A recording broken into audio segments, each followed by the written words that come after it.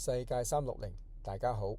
今日我哋嘅題目呢，就係喺加拿大嘅香港人呢發生咗場大罵戰啊。咁而其實就係一啲老華僑啦，同埋一啲最近幾年到埗嘅香港嘅所謂嘅抗爭者之間嘅一個罵戰啊。咁而當中呢，就有兩位好出名嘅溫哥華網紅啦，叫做 KO 阿佬同埋阿 King 呢，就為啲老華僑發聲啊。咁其實佢哋就係道出咗一啲近呢幾年移民過嚟嘅抗爭者所唔願意面對嘅真相啊！喺講落去之前，請大家記得免費訂閱我嘅頻道，多謝晒大家嘅支持。好，講翻今日我哋嘅正題啦。近呢幾日啦，就加拿大呢邊嘅香港人呢，就發生一個即係好嚴重嘅罵戰啊！緣起就係同我上一條片所講嘅一個嘅延續啦。因為加拿大政府已經宣布咗，要2027年之後先至會處理救生艇方案香港人移民加拿大嘅一啲申請啦。咁而呢件事呢發生咗之後呢，亦都會造成好多香港人呢就冇辦法再留喺度，要翻去。咁於是乎呢，就好多人都好唔滿意，就喺度鬧加拿大政府啊，又喺度呻窮啊，呻好辛苦啊咁樣。其實呢，佢哋呢一班人呢，就移民過嚟去加拿大嗰度啦，咁就要讀書或者做嘢先符合個資格嘅。咁佢哋希望越快越好，希望加拿大政府要快啲俾佢身份。咁但係其實呢，移民政策嘅嘢呢，只係一個行政嘅命令啦，話變就變啦。咁再加上加拿大近日嘅呢個氣氛，即係不利於新移民嘅，咁就呢一啲申請嘅人當中，佢梗係會將你犧牲咗啦。咁啊，佢哋出嚟好多嘅抱怨、怨言、拍片喺度講。咁於是乎咧，就有兩位咧喺加拿大本地比較出名嘅網紅咧，叫做 KO 阿佬同埋阿 King 咧。佢哋咧就企出嚟就幫華僑發聲，就講出咧，其實你哋呢班人咧就應該要俾啲耐性去完成呢件事，而並唔係再喺度抱怨政府咁樣嘅。咁佢哋咁樣嘅立場啦，都引起咗好大量嘅抗爭者嘅一個反彈啊！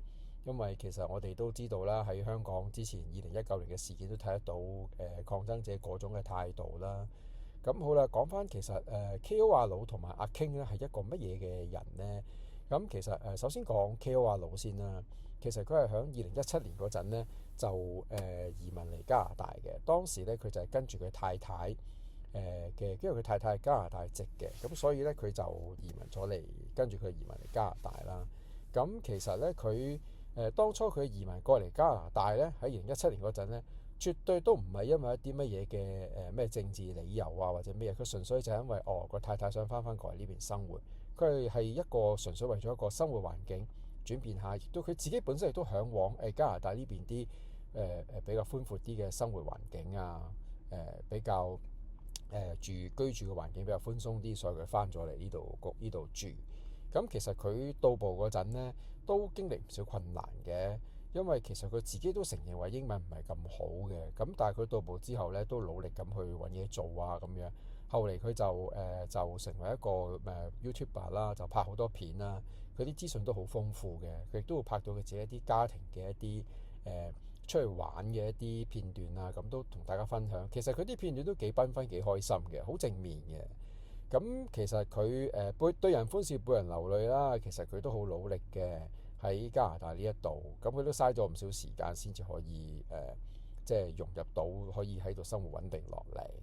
咁然後呢，就佢唯一一樣嘢俾大家比較方便嘅就係佢申請移民加拿大，因為佢係配偶身份啦，咁就比較容易啲啦，喺呢個層面啫。咁但係其實佢到咗埗之後，要適應呢度嘅生活都唔係一件容易嘅事。咁好啦，另外一位咧就阿 King，咁佢都係啦。2017、2018年嗰陣，佢移民嚟加拿大，當時佢都係想轉換一個生活環境俾自己啊，去一個新嘅開始啊，試下啲細路喺呢邊讀書啊，咁樣都唔係為咗啲乜嘢政治因素啊，咩民主自由，即係呢啲都其次，純粹係生活環境轉變。咁樣過咗嚟之後咧，佢就冇話咩太太係公民啊，佢兩個都只係香港人。佢過咗嚟呢度之後咧，就重新要去揾工啊，揾僱主啊，跟住就申請移民啊，考英文啊，佢都搞咗好耐嘅，4、5年先至攞到個身份。咁然後佢當中都好艱苦嘅，咁佢有拍片係一個旁邊嘅一個事業啦。佢而家已經考咗一個地產經紀牌，咁好努力咁去賣屋啊，做嘢一份算係一個正常嘅工作咁樣咯。咁而緣起就頭先我講啦，咁因為近呢幾年過嚟嘅抗爭者呢，就好中意講呢，就加拿大要快啲啊，要救生艇啊，要打救我哋啊咁樣。咁呢，就初呢，就到埗嗰陣呢，就4年前啦，就3至6個月呢，就可以批到 PR 噶啦。但係而家呢，因為國情改變啦，就拉到好長，甚至乎而家講到明話2027年，甚至乎而家工簽都唔批俾你啦，叫你翻香港等啦。咁佢哋就開始鼓噪啦，就開始話：加拿大政府好衰啊！呢度又難揾嘢做，啊稅又高，又醫療又唔好，咁好多抱怨啊！我覺得咁啊，其實我覺得就係話喺香港嗰陣你就話香港好差，冇民主自由。咁喺加拿大有民主自由，你又話個生活條件唔好，咁即係其實想點呢？又要加拿大政府要快啲批佢哋嘅永久居民身份，咁好似加拿大政府欠咗佢哋咁樣。咁其實呢個世界就邊有話邊個欠邊個啊？加拿大呢個地方都係打開道門，咁你要嚟就嚟，走就走，唔滿意咪唔好度生活咯。咁啊何須喺度不停喺度拍片上網喺度講加拿大衰呢？咁而阿 King 同埋阿 Ko 阿老兩位咧就出嚟講就係話，其實你哋應該咧係要俾啲耐性去適應。就算加拿大政府毫無效率咁樣改變，你都要去慢慢去適應嘅。佢亦都講翻自己以前到埗嗰陣嘅一啲經歷過一啲事。咁當然啦，佢到埗之後經歷過嘅事，而家佢攞到居民身份，甚至乎都成為公民啦。咁佢以前行過嘅路，咁而家你啲新嚟嘅抗爭者見到佢，就覺得佢好似係一個講風涼話咁樣咯。咁其實佢講嘅一啲好務實嘅嘢嚟嘅，只不過就係話叫你耐心等待。自己揾嘢做，自己諗辦法，諗下啲咩工作啱你自己啲咩技能可以啱自己。咁如果你揾工揾咗幾百份，阿 King 亦都提到就係你揾工揾咗幾百份揾唔到，咁你繼續努力啲去做啦咁樣。其實都係一啲好實際嘅建議嚟嘅。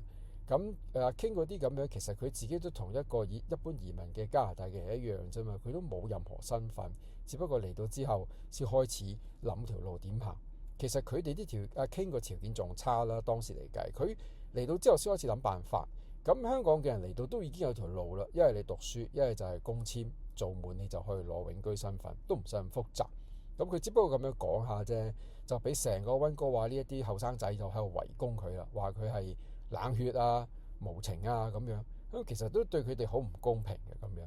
咁不過呢，其實呢，佢哋兩位網紅呢，所出嚟講嘢呢，其實係為咗一啲老華僑嘅發聲咯。其實係沉默的大多數嘅老華僑去發聲咯。其實好多老華僑看在眼裏呢，都覺得呢啲後生仔呢，即係心浮氣躁啊，乜都唔滿意，樣樣都覺得唔 OK，嚟到又喺度 complain。老實講啊，我哋喺香港見到以前嚟計移民去加拿大嗰啲人啊，其實佢哋都好辛苦。30年前去加拿大都好艱苦㗎啦。以前加拿大經濟咪仲差，加拿大經濟幾時又特別好過啊？我哋眼見係咪先？